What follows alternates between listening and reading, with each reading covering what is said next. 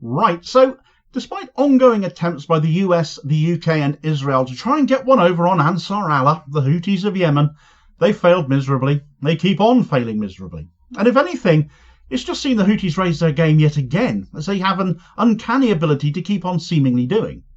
Israel's allies have tried everything now, from attacks on Yemen directly, and specifically the Houthi leadership even, that have changed absolutely nothing, to spy missions which saw the supposed best of the best in intelligence operatives being rumbled in no time, to pretty much just begging and pleading with the Houthis to agree to a ceasefire, only for this to fall on deaf ears as well. And just to round it out that little bit more, the Houthis have just shredded Israel's ailing air defences once again, the biggest Houthi attack launched to date, in fact. The Houthis are not playing games. Either Israel gets out of Gaza, or else, quite frankly.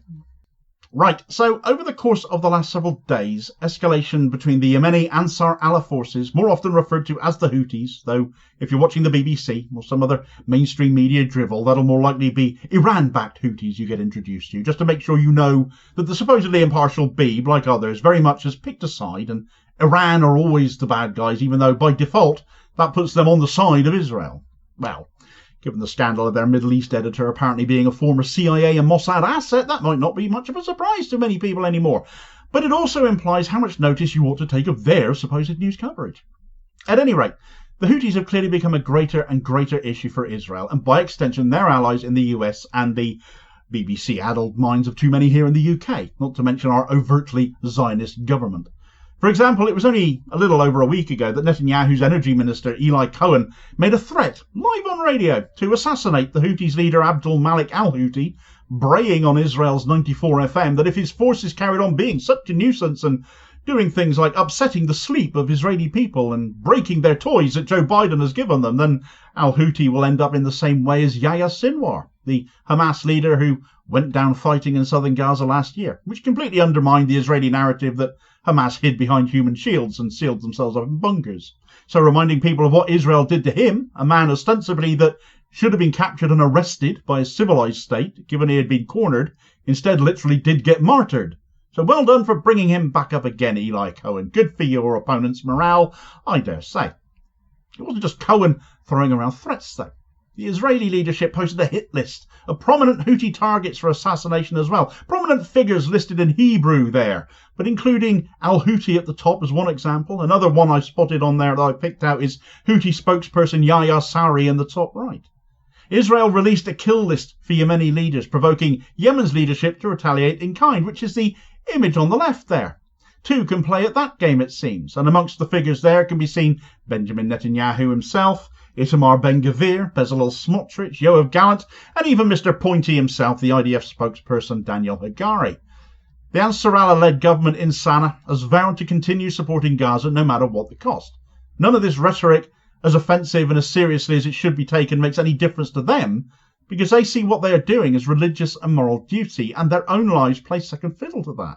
And so we shouldn't be surprised by the responses that we have borne witness to, even if it's a way of thinking that perhaps we're not so familiar with in the West. It's why they can't be negotiated with, when the sticking point, the red line that they won't walk back on, is that Israel have got to leave Gaza. It was stated in that image I showed just a moment ago, when the Houthis listed their Israeli targets, the caption reading, "You will target our leadership, we will target your leadership, and we will not leave Gaza." It's not as if attempts haven't been made to try and do this anyway, as the US have recently attempted, though. Yemen has, as another for instance, reportedly rejected a US proposal to negotiate an end to its attack on Israel because they won't stop until Israel leaves. Their support is going to continue for as long as the people of Gaza face genocide at the hands of US allies in Israel.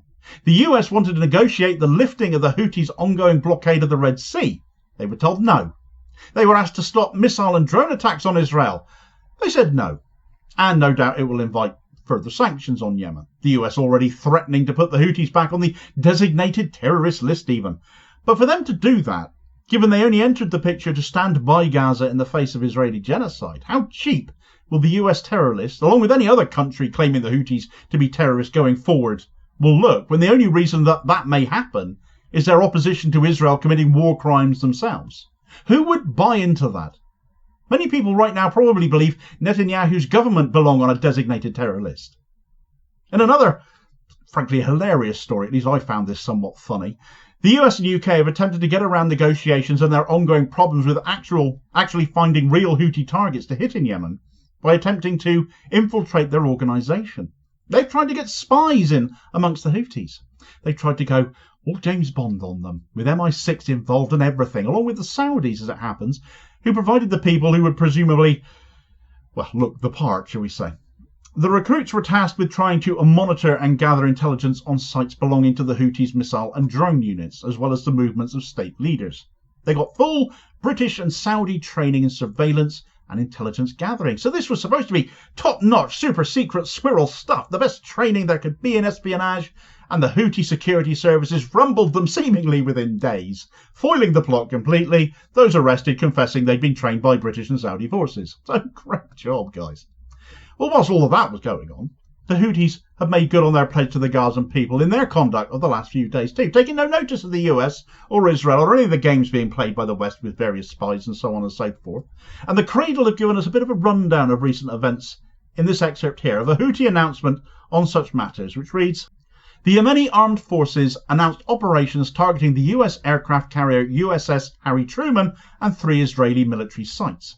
The missile force and the drone force of the Yemeni armed forces carried out a qualitative and joint military operation targeting the US aircraft carrier USS Harry Truman with 2 winged missiles and 4 drones in the North Red Sea, while they were preparing to launch a major air attack on our country. The operation led to the failure of the attack. This afternoon, our forces carried out 2 military operations. The first targeted a military target belonging to the Israeli enemy in occupied Jaffa with 2 drones.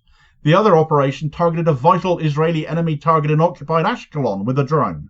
Our forces carried out a 3rd military operation this evening, targeting a military target belonging to the Israeli enemy in occupied Jaffa with a drone. The operations successfully achieved their goals." Well, that is one way of putting it, isn't it?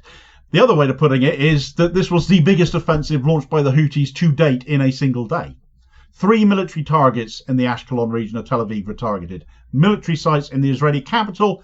You might think not the wisest of places to put them because of all the people who live there, but then this is exactly why they are there.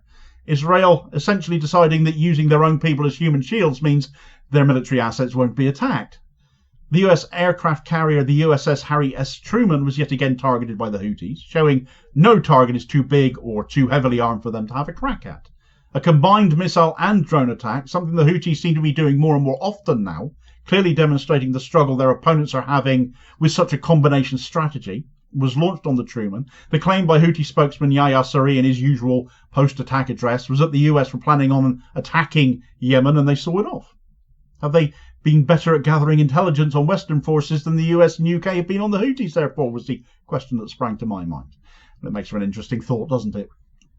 The Houthis have been showing up the US and the UK and Israeli military for some time now on that front. Who would put it past them to be better at spying too at this point? One other site targeted in Israel just yesterday, though, was something quite different. This was an Israeli power plant, the Orat Rabin plant, just south of Haifa. And this is a massive strike, because I'm not sure I've seen the Houthis thus far target somewhere so far north in Israel. Haifa is not far from the Lebanese border, well north of Tel Aviv, as we become accustomed to seeing the Houthis hit. So they're expanding their range and they are still hitting targets. And again, that begs questions of Israel's air defences. In fact, the Houthis have been reported as having referred to Israel's air defences as a dud. It also demonstrates more than ever that there is likely nowhere in Israel that the Houthis cannot reach now. Again, this was an overnight strike. Again, Israelis were sent scattering to the shelters. The Houthis have raised their game yet again, as they appear to have an incorrigible ability to keep on doing in what are very short spaces of time, all things considered. And they won't stop, and they won't negotiate for as long as Israel and their allies think they can force them while still carrying on genocide in Gaza. The more they try to do this, the more they're going to be proven wrong, because this is what has been happening for months now. And the wider their targeting capabilities appear to grow at the same time. So far, it's been a dire new year for Israel at the hands of the Houthis, as the fireworks Yemen sent their way for New Year were not the decorative type or the pretty type, but more the "we're going to try and flatten your airbase" sort. Get all the details of that story in this video recommendation here as your suggested next watch. Please do also hit like, share and subscribe if you haven't already done so to help support the channel, and ensure you don't miss new content and new stories coming out daily. And I'll hopefully, therefore, catch you on the next vid. Cheers, folks.